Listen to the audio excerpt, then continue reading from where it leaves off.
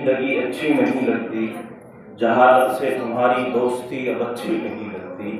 نہ ہو تعلیم تو یہ زندگی اچھی نہیں لگتی،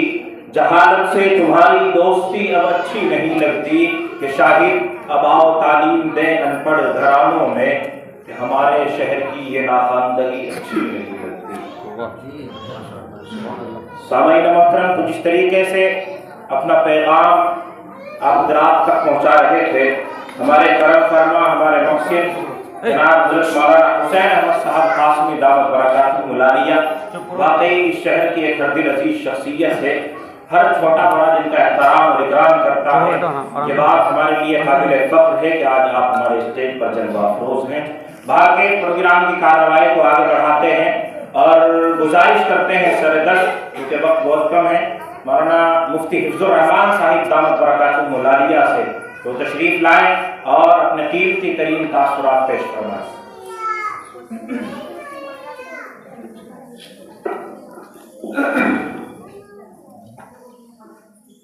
نحمده ونصلي على رسوله الكريم اما بعد اعوذ بالله من الشيطان الرجيم بسم الله الرحمن الرحيم يا ايها الذين امنوا قوا انفسكم واهليكم نارا صدق الله العظيم۔ معزز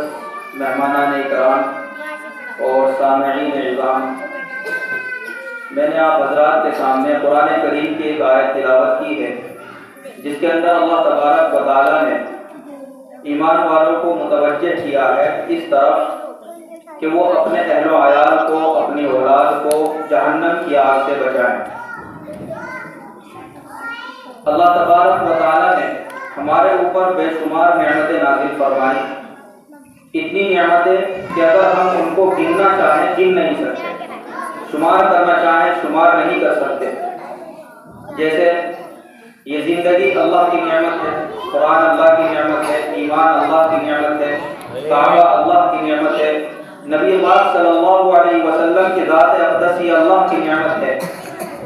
ان بے شمار نعمتوں میں سے ایک بڑی نعمت جو اللہ نے ہمیں عطا کی ہے وہ اولاد کی نعمت، کہ اولاد کے لیے ہر شخص اللہ سے دعا کرتا ہے کہ اس کو اولاد ہو۔ ہر ماں باپ یہ چاہتے ہیں کہ اس کو بیٹا ہو، بیٹی ہو، اور خاص طور سے بیٹوں کے لیے دعائیں کی جاتی ہیں جس کو لفظ جگر کہا جاتا ہے، نور نظر کہا جاتا ہے۔ اور اگر اولاد واقعی اولاد ہے تو پھر وہ دل کا سکون، دل کا سرور، بڑھاپے کا سہارا بھی بنتی ہے، اور لفظ جگر جس کی وجہ سے گھر کی ویرانیاں ختم ہو جاتی ہے، یہ اللہ کی بہت بڑی نعمت ہے۔ لیکن یہ اولاد جس کو آنکھوں کی ٹھنڈک کہا جاتا ہے، بسا اوقات ہمارے لیے رحمت بننے کے بجائے زحمت بن جاتی ہے، یعنی ہمارے لیے سکون بننے کے بجائے اور ہمارے دل کا سکون، رات کی نیند حرام کر دیتی ہے بسا اوقات۔ تو اس میں ماں باپ کیا کرتے ہیں کہ غصے میں آ کر کے کبھی اولاد کو بد دعا دے بیٹھتے ہیں کہ کاش تو پیدا ہی نہ ہوتا۔ لیکن میں یہ ماں باپ سے کہنا چاہتا ہوں کہ کبھی ماں باپ نے یہ سوچا ہے کہ اس بد دعا دینے سے پہلے کہ کہیں یہ ہماری غلط تربیت کا نتیجہ تو نہیں، کہ کہیں یہ ہماری غلط تعلیم کا نتیجہ تو نہیں کہ آج ہمیں یہ دن دیکھنا پڑ رہا ہے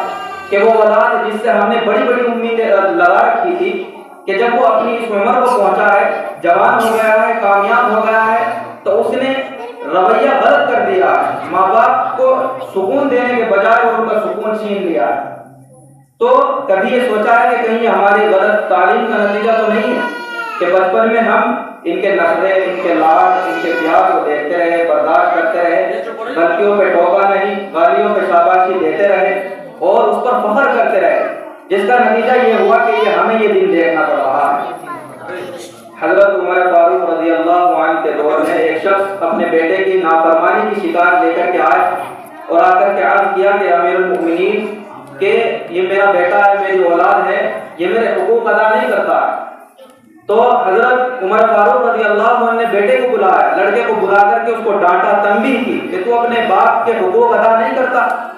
تو اس لڑکے نے کہا کہ امیر المؤمنین مجھے یہ بتائیے کیا اولاد کا کوئی حق نہیں ہے باپ پر؟ تو حضرت عمر فاروق رضی اللہ عنہ فرماتے ہیں کیوں نہیں، اولاد کا بھی حق ہے۔ تو اس لڑکے نے کہا کہ مجھے بتائیے وہ کیا حق ہے؟ تو آپ نے فرمایا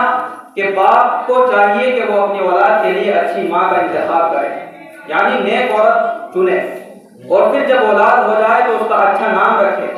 جس کے معنی بھی اچھا ہو، اور اس کو قرآن کریم کی تعلیم دے۔ یہ حقوق بیان کی ہیں حضرت عمر فاروق رضی اللہ عنہ۔ اب وہ لڑکا کہتا ہے کہ امیر المؤمنین کہ میرے باپ نے ان میں سے کوئی بھی حق ادا نہیں کیا۔ ایک تو یہ کہ میری جو ماں ہے وہ ایک مجوسی یعنی آگ پرست آدمی ہے، آگ کو پوجتا ہے، اس کی باندھی ہے، اس کی غلام ہے، اور میرے باپ نے میرا نام جعل رکھا ہے جس کے معنی ہے بدصورت سیاہ فام۔ کتنے گندے معنی کہ یہ نام میرے باپ نے رکھا ہے، اور قرآن کریم کی تعلیم اس نے مجھے کہیں سے کہیں تک نہیں دی۔ تو حضرت عمر فاروق رضی اللہ عنہ غصے میں اس کی طرف متوجہ ہوتے ہیں کہ تو اپنے بیٹے کی شکایت کرتا ہے نافرمانی، تو نے تو اس کو نافرمان ہونے سے پہلے ہی نافرمان بنا دیا ہے۔ تو یہ کیا ہے، اولاد کی تربیت اگر ہم نے بچپن میں نہیں کی ہے اور پھر بڑے ہو کر اس کی گستاخیوں کی، اس کی شرارتوں کی اور اس کی بدتمیزی کی شکایت کرنا، یہ بے معنی ہے، کیونکہ بچپن میں آپ نے اس کو صحیح تعلیم نہیں دی ہے، صحیح تربیت نہیں کی ہے۔ حضرت امام غزالی رحمۃ اللہ علیہ فرماتے ہیں کہ اولاد جو ہے ماں باپ کے پاس ایک امانت ہے،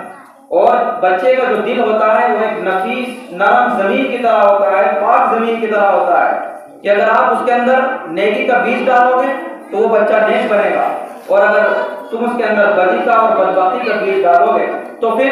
وہ اولاد بھی کیا ہے، بدبخت بنے گی، اور جو بڑا ہو کر کے وہ جرم کرے گا اور جو گناہ کرے گا اس کے اندر اس کے ماں باپ بھی اور اس کے اساتذہ بھی دونوں اس کے اندر شریک ہوں گے۔ اسی لیے اللہ تبارک و تعالیٰ فرماتے ہیں قرآن کریم کے اندر، یا ایھا الذین آمنوا قوا انفسکم واہلیکم نارا، کہ اے ایمان والو اپنی اولاد کو، اپنے اہل و عیال کو جہنم کی آگ سے بچاؤ۔ اس کو بچانا کس طرح ہے کہ اس کو قرآن کریم کی تعلیم دینی ہے، اچھی صحبت اس کو دینی ہے، دینی ماحول اس کو دینا ہے۔ تو امید ہے کہ اللہ تبارک و تعالیٰ ہماری آخرت بھی سنوارے گا اور دنیا بھی اللہ رب العزت ہماری سنوار دے گا۔